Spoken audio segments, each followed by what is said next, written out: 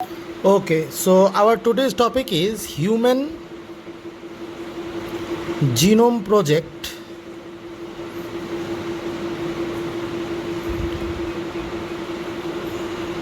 and DNA sequencing.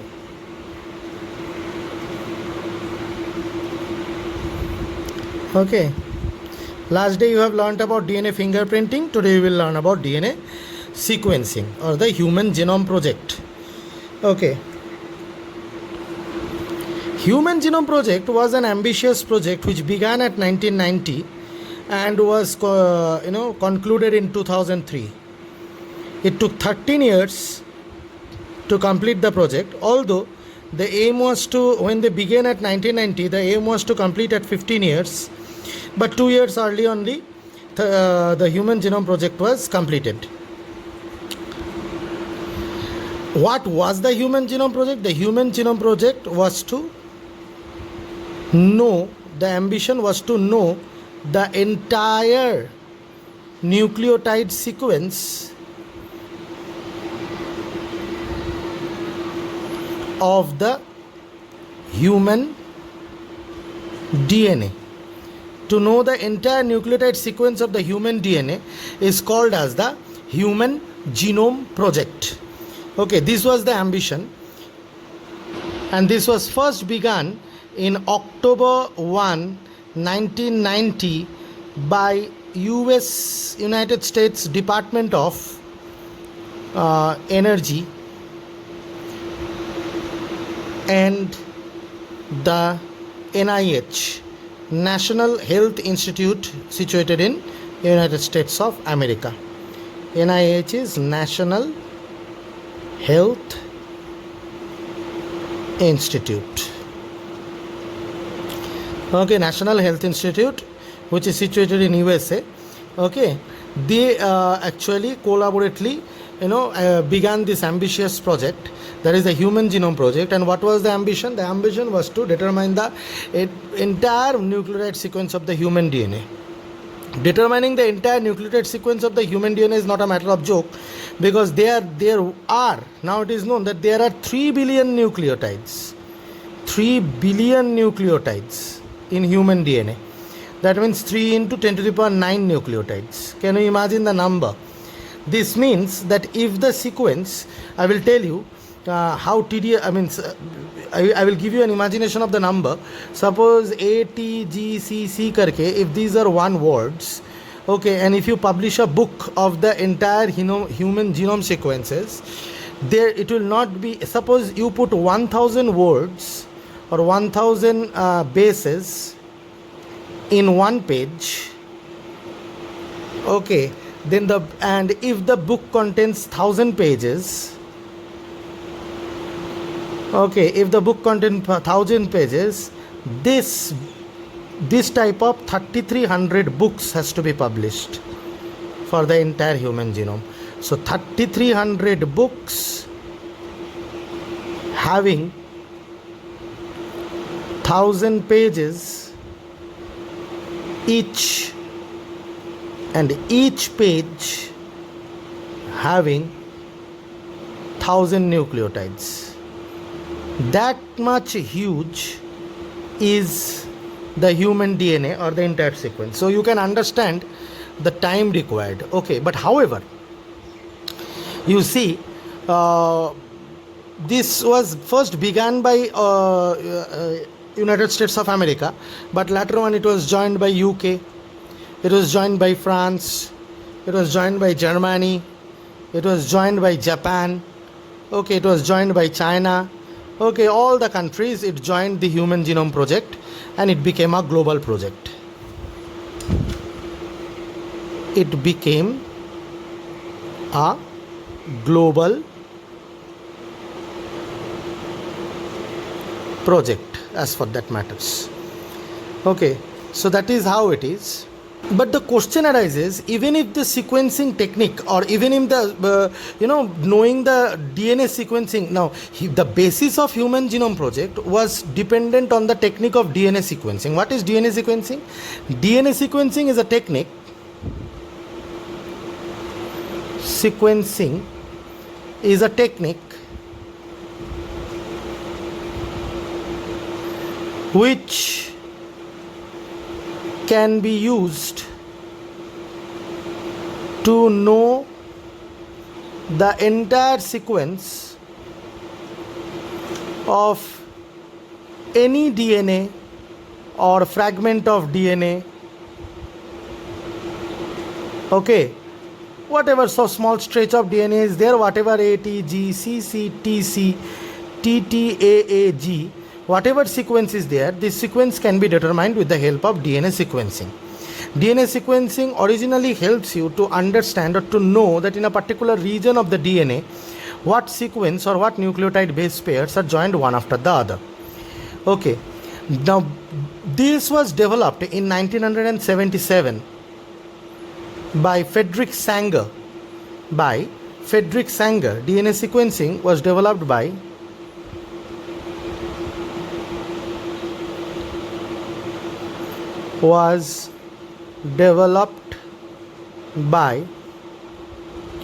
Frederick Sanger.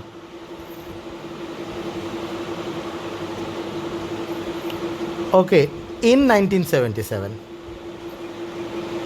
Okay, after knowing that Frederick Sanger has done it, okay, and for this he got Nobel Prize. Okay, and Frederick Sanger is the only one who also did protein sequencing or discovered protein sequencing. Okay, protein sequencing means in a protein, knowing the, if you open up the protein, knowing the sequence of amino acid that is present. That was done by also Frederick Sanger, and for that also he got Nobel Prize. He is a double Nobel laureate. Okay, 2 times he got Nobel Prize. Okay, because of DNA sequencing, because of protein sequencing.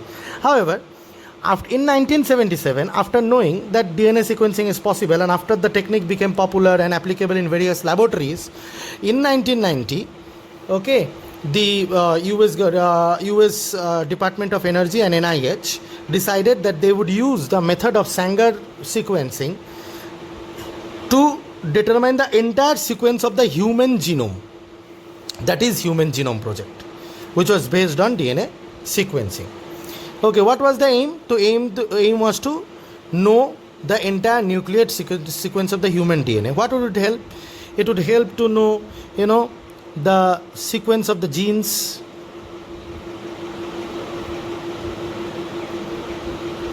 which codes for the proteins. That is, there are 20,000 to 25,000 genes in human genome. To know all the sequences, to know the specific genes,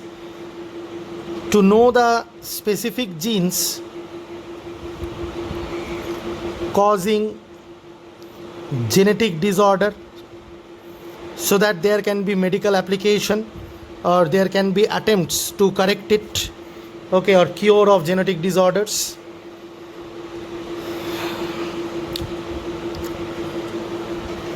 And also to store the DNA sequences of variety of people around the world in database, so that they can originally know the basic of or the cause of genetic variation. It can also help to trace evolutionary relationship. Number 4, tracing of evolutionary relationship.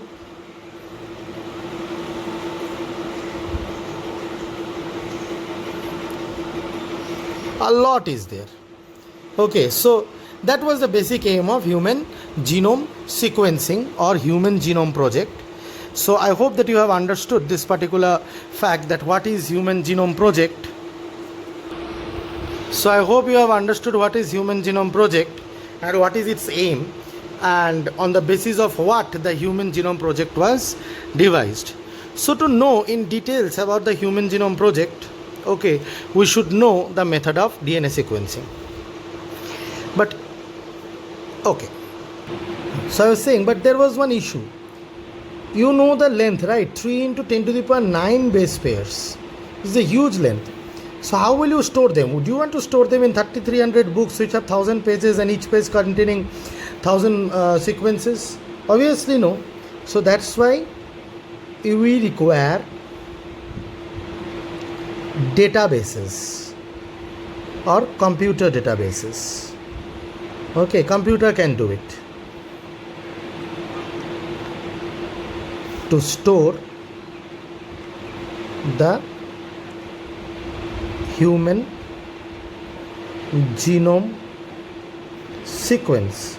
Now if I talk about the computer, then why only human genome sequence? Associated with human genome project, there were a lot of organisms whose genome was sequenced, or whose entire, I told you the meaning of the term genome, the entire totality of the genes or the totality of the DNA material present in the organism, of E. coli, okay, of Drosophila melanogaster,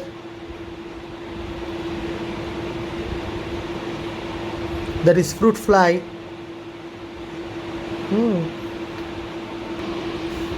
of Saccharomyces cerevisiae, that is yeast. E. coli means E for Escherichia, D for Drosophila, S for Saccharomyces. Okay, I am not writing it. If you want to write it, just listen and write it. Okay, so E. coli is gut bacteria, you know that, it remains in our gut. The entire genome sequence of Musculus was also sequenced, that is rat. Also, so all these sequences were stored. The use of information technology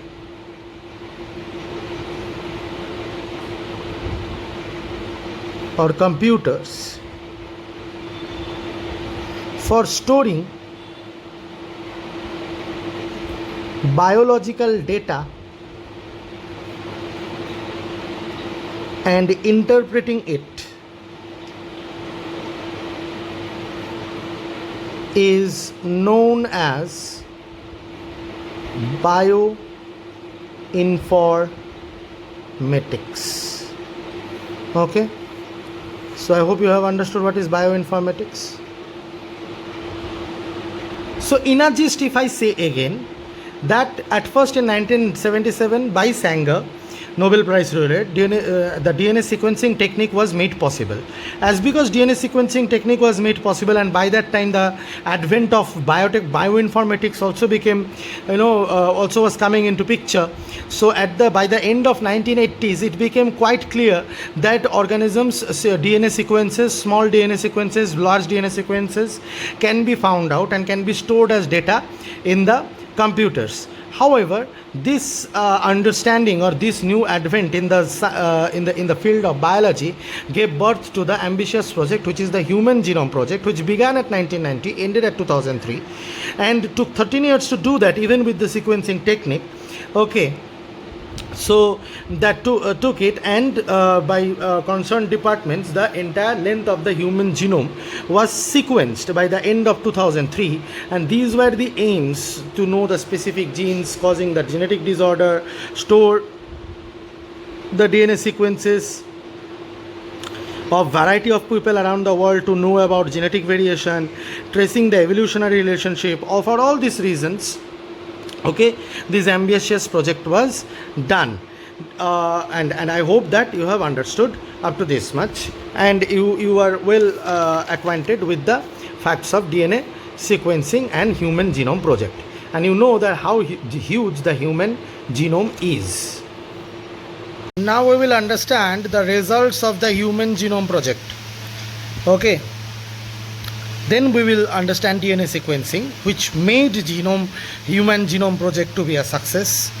See, in the results we see total number of nucleotide bases is 3 into 10 to the power 9 billion. How many bases were there in the human genome? Before sequencing, it was not known for sure. Now the exact value of the human genome is known to us, that how many bases are there. And the exact value is 3164.7 million, which is almost a little more than 3 billion. Anyway, This is the first thing that we exactly came to know the number of nucleotides. An average gene has 3000 bases. This information also came out, but sizes vary greatly. Average is 3000 bases, but there may be much more larger and smaller genes. The largest human gene is dystrophin, okay, containing 2.4 million bases. Okay, the total number of genes present, that is the coding part, is 30,000 genes. Chromosome 1 is the largest human chromosome, containing 2968 genes in it. Chromosome Y is the smallest, having 231 genes in it. 99.9% of human genome is identical, except the number repeats of STR and VNTR are different. There are repetitive sequences in the human DNA which are actually non-coding, and there are single nucleotide polymorphism. Single nucleotide polymorphism means two same sequences but different at a single nucleotide point. Such 1.4 million locations, that means 14 lakh such genes are there. 14 lakh such locations are there, not genes to 30,000. Okay, 14 lakh such what we can say locations or points are there in the entire chromosome, where there is a difference in the sequence of only one single nucleotide, which is known as single nucleotide polymorphism, or SNPs. Now, can you understand the importance of it? It can help us to trace lot of disease associated genes. If it happens to be in disease associated gene, then it can help us also to track the evolutionary relationship. Like in the DNA fingerprinting portion, you have learned that STR and VNTR, that is short tandem repeats and variable number tandem repeats. These repeats are different but same sequences. They also help us to trace the evolutionary relationship when the pattern of DNA fingerprinting of one organism comes very close to the pattern of DNA fingerprinting of another organism. If you remember the pattern on the nitrocellulose membrane which was shown to you, okay, by which you can trace whether it is the same particular human being or not, by which you can trace whether the particular son is of a particular father or not. In that way also you will be able to know that which organism, if you do it for two different related organisms or three different related organisms, then A, B, C, then you can see the pattern and find out that which one is more related, and then you can find out that which one is the ancestor of which. So evolutionary path can be tracked.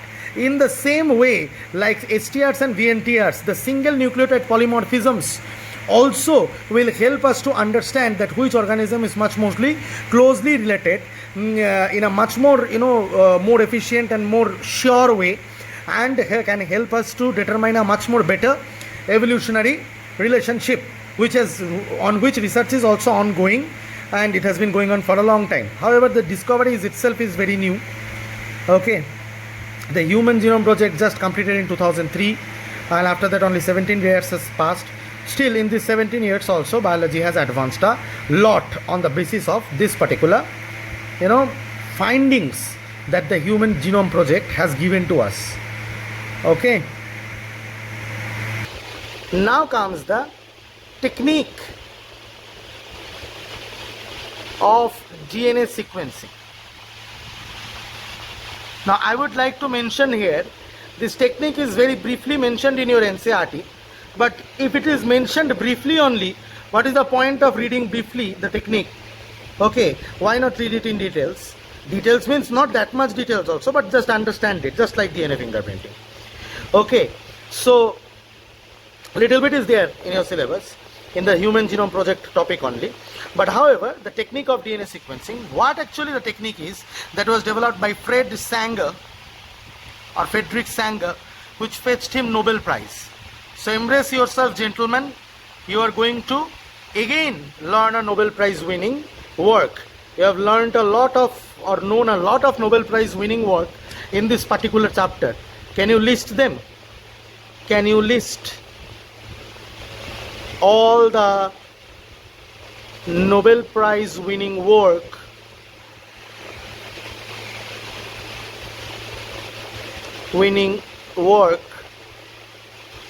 that you have studied? in molecular biology. The branch of study, DNA structure, all these things is known as molecular bio. Okay, so can you name? You have learned them. Okay, so Fred Sanger is one more Nobel Prize winner. And what is the method of the DNA sequencing? It is better also known as chain termination method.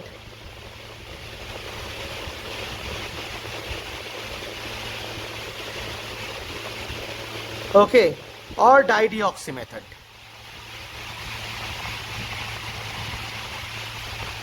So let us learn this interesting topic. Okay, let us understand the DNA sequencing process by Sanger. Suppose this is your entire DNA given, the human DNA or DNA of Saccharomyces cerevisiae or a rat or anything is taken. The DNA fragments are created, means the entire DNA is fragmented. Now you know human genome is huge, so taking all the fragments of the entire genome at a time is not possible. Definitely these are fragment of a fragment. Definitely if you want to imagine it to be a human DNA, just imagine to be a large fragment of human DNA, maybe carrying 50,000 bases like that. Okay, but you know there are 3 billion bases. So the technique is no, directly not for 3 billion bases, but then yeah, this 50,000 bases technique can be repeated for all of them and hence can be found out. Anyway, now the fact is this, that I hope you have understood my point, what I tried to mean, that this is, you cannot, the human DNA fragments are created at first. So suppose you have 7 fragments, okay, one portion of the DNA is taken and fragments are created. Suppose there are 7 fragments. The fragments are subjected to cloning, means their numbers are increased. One copy of the 7 fragments we will keep, no, we will increase the number of the copies. The fragments are subjected to cloning. Cloning means copying. By BAC means bacterial artificial chromosome, or YAC means yeast artificial chromosome, or simply PCR or polymerase chain reaction is done, which increases the number of the copies of the DNA. The technique of polymerase chain reaction is in the another chapter of your book, so we will learn there that how the number of copies of the DNA artificial DNA replication can be done, and the number of copies of the DNA or the fragments of the DNA can be increased. Anyway, suppose I choose the fragment 7 to explain you, and remember this is all these steps are going on for all the fragments. Now I have chosen these fragments. These are the same, replica copies obtained from PCR or from cloning vectors, the details of which you will learn in the other chapters. Is just remember that through this way we have increased the number of the copies. So number of the copies we have obtained, large number of copies. Now you take one particular fragment, you get the lots of copies of the same fragment. Now what you do, you take the fragment and put it in the test tube. All the fragments, take all the fragments and put it in one test tube. Take all the fragment of the number 7 and put it in number 7. Number 1's all fragments, put it in number 1. Number 2's all fragments, put it in number 2. Such 7 test tubes will be there. How many fragments will be there? That many test tubes will be there. And all the copied fragments will be put into the test tubes. Now in the test tube there is another thing added, is the DNA polymerase, the primer, and ddNTPs. This is the basis. This is what is the heart of this sequencing. That's why this sequencing is also known as dideoxy sequencing, because DD here means dideoxynucleotide triphosphates. What does it mean? It means dideoxy. Why it is called dideoxy? See, already DNT means deoxy adenine triphosphate or adenosine triphosphate or deoxyguanidine triphosphate. Why it is called deoxy? Because it is called deoxy because at the 3' end, at the 2' carbon atom, there is no OH. You remember DNA structure, nucleotide structure. This was nucleotide structure, and at 2' there was H, and at 3' there was OH, and this OH and 5' there was phosphate. There is, suppose, another nucleotide like this.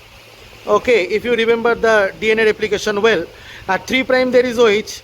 At 2' there is H, at 3' there is OH, and at 5 prime there is phosphate, and this phosphate and oxygen bonds create a phosphodiester bond. Here suppose adenine is there, here suppose guanine is there, and in this way sequence is created in the entire length of the DNA. I hope I don't have to go into the details of that. So I hope that you can imagine that how they remain in the entire length of the DNA. Okay.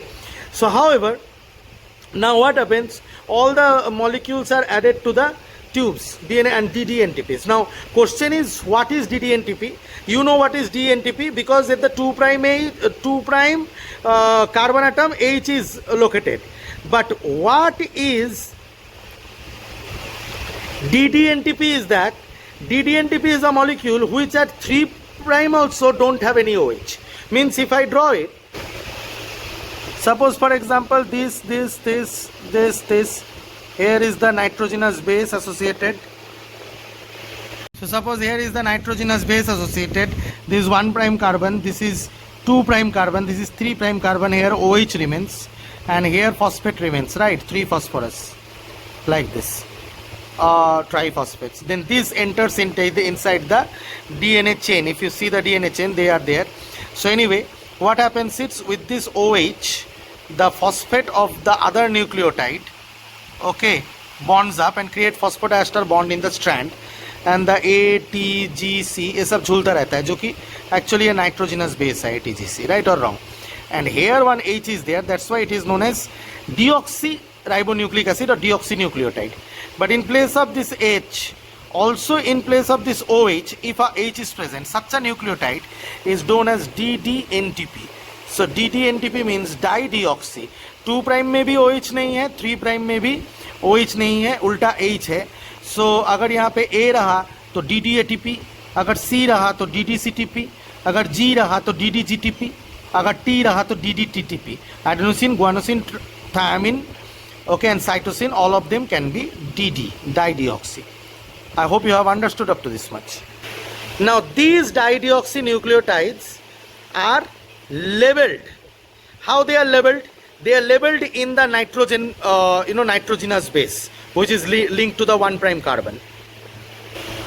Here, okay, here they are, dyed. I mean, radioactive fluorescence is given. So now, what will happen? They will be given in the tube. All the tubes they will be given, but they will be given in much less number than the normal ones. The normal ones will also be given. Not only them, the normal ones will be given more deoxynucleotide DDNTPs, and number 4 I forgot to write here. Another thing that you should give is also DNTPs. The DNTPs will be more in number than DDNTPs. This should be given in the tube. Okay, I hope that up to this step you have cleared. Now in the next step. And the next step, what will happen? In the next step, the tube is mildly heated to the temperature at which the DNA will separate the strands. The DNA will then separate out the strands. Okay, because of mild heating, what will happen? The DNA strands will be separated little bit, and primer will attach to it. And DNA polymer, and then it is cooled down so that the primer can attach. Okay, at first it is heated so that the strand gets separated, then it is cooled down so that the primer can attach, and then again it is little bit heated so that the DNA polymerase can load on the single strand so that it becomes single stranded again, and DNA polymerase can load on the single strand and can start its work. So that means at a mass level all the fragments will start getting replicated, and in the tube the raw material is already supplied, that is the DNTPs are already there. Okay. Now what happens is, this is a, I have this test tube I have drawn in a transverse way, because horizontal way, because I just wanted to draw things. I cannot make it much more fat. So anyway, so here all you can see the labeled DDNTPs, the labeled DDNTPs are roaming around, and normal nucleotides are also there, but I have not drawn them to give you an idea that we cannot see them. However, neither can we see the fluorescence one right now. To see the fluorescence one, we have to illuminate it with particular monochromatic light or particular frequency of light. Then only we can see the fluorescence. Okay, but then just for your understanding, I am saying that later on also you will not be able to see the normal nucleotides. So what is the point? You can see this DDNTPs which are labeled with fluorescent dyes, okay, or fluorescent radioactivity. Now what will happen when DNA replication will occur? As because DDNTP is there, When the DNA, suppose this is the template strand, and in the template strand what will happen, this template strand is there, and when the primer will attach, okay, then replication will begin and the copying will start. But when the copying is occurring, actually the bonding is occurring between one nucleotides 5' phosphate to other nucleotides 3' OH, they are bonding. But in 3', if OH is not there only, which is DD-NTP, if a DD-ATP comes, if in this place a DD-CTP comes and sits, okay, it can sit because it will have the phosphate group, all right. But in 3' there will no be OH, there will not be any OH, where there should be the bonding, okay, between the next. So a next nucleotide will not come and sit here, and the chain will terminate. That's why this type of sequencing is also known as chain termination sequencing. Okay, the chain will terminate or the chain will stop. And when the chain will terminate or the chain will stop, what will happen? Different fragments will be, end at different lengths with the different nucleotides attaching there. Suppose, for example, now just imagine my one thing. I'll just show you a rough work now. Suppose, for example, your ATGCCTAGCCTC is a sequence. Now, when it is getting started copying, suppose A के सामने T, T के सामने G, G के सामने C, C के सामने C के सामने G, C के सामने G, T के सामने A. अब A के सामने जब T आया, तब ऐसा एक T आ गया गलती से, क्योंकि वो मिक्सचर में भी है जो कि डाइडिऑक्सी है.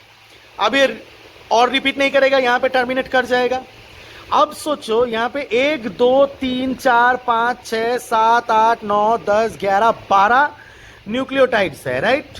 पहले से ही अगर आप मॉलिक्यूलर वेट देख के एक आइडिया बना लो कि ये कितने बेस पेयर का हो सकता है, ठीक है.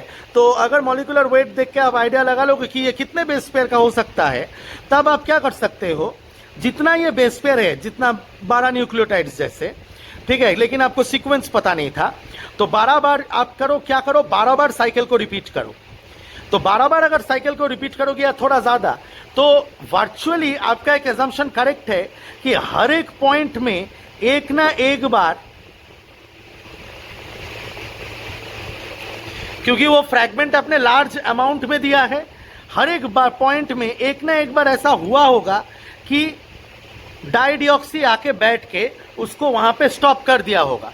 मतलब यहाँ पे भी एक बार स्टॉप हुआ होगा, तो एक ऐसा चेन भी मिलेगा. फिर रुको मैं डायग्राम बना के दिखाता हूँ, नहीं तो टाइम वेस्ट होगा. अब जब 12 साइकिल चलेगा, सोचो कोई यहाँ पे टी पे आके स्टॉप हो गया, कोई ए पे ही स्टॉप हो गया, फिर कोई पे आके सी पे आके स्टॉप हो गया, कोई जी पे आके स्टॉप हो गया, कोई ए पे आके स्टॉप हो गया. लेकिन जहां स्टॉप हुआ वहां पे क्यों स्टॉप हुआ? क्योंकि इस वजह से स्टॉप हुआ क्योंकि जो न्यूक्लियोटाइड है हमारा डाइडिऑक्सी न्यूक्लियोटाइड, उसके 3' में कोई OH नहीं है, इसलिए स्टॉप हो गया. और ऊपर से उल्टा वो क्या है, रेडियो एक्टिवली लेवल्ड है, ठीक है. जैसे ये वाला ए वाला, ये ग्रीन लेवल्ड है, सोचो, ठीक है, ग्रीन लेवल्ड है. जैसे सी ऐसे मरून लेवल्ड है, मरून तो नहीं, ये वाला कलर, ये वाला नहीं, ये वाला कलर, ये वाला कलर से लेवल्ड है, ठीक है. तो जी कुछ एक कलर से लेवल्ड है, रेड से लेवल्ड है जी, ठीक है. जी रेड से लेवल्ड है, ठीक है. फिर ए ग्रीन से लेवल्ड है. तो ऐसे करके आपको डिफरेंट स्ट्रेचेस मिलते जाएंगे, जहां पे अगर 12 न्यूक्लियोटाइड्स है तो 12 बार ऐसा हुआ होगा. और 12 बार ऐसा अगर हुआ होगा तो 12 चीजों का length, I mean 12 what to say 12 nucleotide sequence का जो लेंथ होगा वो डिफरेंस एक न्यूक्लियोटाइड सीक्वेंस होगा. There will be difference of only 1 nucleotide sequence in the length. There will be difference of 1 nucleotide sequence only. Now we are talking. Now what they did is, now I hope you are already understanding that if I can detect this fluorescent color, okay, and if I know that how up to how much length it has come, then at that point that particular nucleotide is there, and এরকম করলে সবকটা ফ্র্যাগমেন্টকে যদি আমি study করতে পারি, then I will know what is the sequence. Then its complementary sequence is the sequence of the DNA sequencing done. Now question arises that how can you know it? What you do is you run the fragments in gel electrophoresis. Agarose gel, I mean, what to say? Agarose column gel electrophoresis. Okay, you run it. So the shortest sequence with the least number of nucleotides will go, and this way, at the end you will find a radioactive DTNTP. And I hope that you understand that this must have copied this must be the shortest fragment, because সবচেয়ে আগে সেখানে ডিডিএনটিপি লেগে গেছে, তারপর এটা লাগছে, আর সেই হিসাবেও অ্যারেঞ্জ হয়ে গেছে। তাহলে তুই এখন এই প্যাটার্নটাকে যদি নিয়ে লেজার লাইটে ফেলে তুই যদি ক্রোমাটোগ্রাম অবটেন করিস, তাহলে তুই কী পাবি? এরকম পিক্স পাবি। এবার পিকগুলো দেখে তুই তো জানিস কোন কালার দিয়ে কাকে লেভেল করছিলাম। আমি জানি এটা দিয়ে আমি সি কে লেভেল করছিলাম, এটা দিয়ে এ কে লেভেল করছিলাম, লাল দিয়ে জি কে লেভেল করছিলাম, এটা দিয়ে সি কে টি এরকম করে লেভেল করে করে আমি সিকোয়েন্স পাই গেছি। ডিএনএ সিকোয়েন্সিং ডান। এইবার কি করে, স্যার এটা তো একটা ফ্র্যাগমেন্টের বের করলাম, মানে নাম্বার 7 এরটা তুমি বের করলা, ঠিক আছে। তাহলে এরকম করে আবার এই ফ্র্যাগমেন্টগুলোকে নিবি, সব কটার ক্ষেত্রে সব কটার ফ্র্যাগমেন্টকে বারবার রিপিট করায়, প্রত্যেকটা ফ্র্যাগমেন্টের অনেকবার কি বলবো ডিডিএনটিপি এখানে রেপ্লিকেশন করায়। এই জেল ইলেকট্রোফরেটিক প্যাটার্নটা প্রত্যেকটা ফ্র্যাগমেন্টের জন্য বার করা হয়, এই ক্রোমাটোগ্রামের ফ্র্যাগমেন্টটা। তারপর কি দেখা হয়? তারপর দেখা হয় যে ওভারল্যাপিং কোথায় কোথায় আছে। যেই জায়গায় ওভারল্যাপিং থাকবে, সাপোজ ধর তো যেই জায়গায় ওভারল্যাপিং থাকবে, সাপোজ ধর এটা একটা ক্রোমাটোগ্রামের fragment, A T G C C T A C C, এরকম করে আরেকটা ফ্র্যাগমেন্ট পাইছি C C C A T G C C. তো এরকম করে আইডিয়া করা হয় যে এটা তার মানে এটা ওভারল্যাপিং, তার মানে এখান থেকে বাদ দিয়ে, ঠিক আছে, এই জায়গাটাকে কানেক্ট করে দেয়। এরকম করে সব কটা ফ্র্যাগমেন্টকে কানেক্ট করে তোর সিকোয়েন্সিং করা হয়। তো বুঝতেই পারতেছিস যে প্রসেসটা কিন্তু ইজি না। এটা তুই এতগুলো 7টা ফ্র্যাগমেন্ট করছিস, 7টা ফ্র্যাগমেন্ট কত বড় ডিএনএ করতে পারবি? 900 বেস পেয়ারের বেশি তো করাই যায় না। এটা 900 বেস পেয়ারের একটু বেশি করা যায়, ঠিক আছে। তার মানে চিন্তা করে দেখ, কেন হিউম্যান জিনোম প্রজেক্ট, যার 3 বিলিয়নটা, যার কাছে 3 বিলিয়ন হিউম্যান জিনোম প্রজেক্টে 3 বিলিয়নটা যার জিনোম, আই মিন নিউক্লিওটাইড হিউম্যানের, সেটা করতে প্রায় 13 বছর লাগছে কেন? এবার বোঝ, ঠিক আছে। তার চেয়েও বড় কথা যে এই মেথডে, স্যাঙ্গার মেথডে ফার্স্ট 10 ইয়ার্স কাজ করার পর লাস্ট 3 ইয়ার্স আর স্যাঙ্গার মেথডে কাজই হয় নাই। তারপরে আরও ফাস্ট মেথড বেড়েছে, যেটাকে আমরা বলি নেক্সট জেনারেশন সিকোয়েন্সিং, ঠিক আছে। এটা অনেক ধরনের হয়, এটা জাস্ট জানলেই হলো যে এই গোটা রিয়াকশনটাকে প্যারালালি রান করায়, যাতে মাল্টিপল, মানে এটা তো এমনি দেখলি যে অনেকগুলো ফ্র্যাগমেন্টকে প্যারালালি রান করানো হচ্ছে, আরও প্যারালালি রান করানো হয়, ঠিক আছে, যাতে করে রেজাল্টটা আরও অ্যাকুরেট আর আরও তাড়াতাড়ি আসে। তারপরে last 3 years next generation sequencing দিয়ে এটাকে কমপ্লিট করা হয়েছিল হিউম্যান জিনোম প্রজেক্টটাকে, ঠিক আছে। I hope that you have understood this. I am sending picture of this, see it. More than my explanation, I have worked hard on this. You can see I have drawn. I am not used to draw so much or write so much. Okay, I write, but I think after my explanation, if you read once, go through this note, your concept will be exactly clear, or else ask me.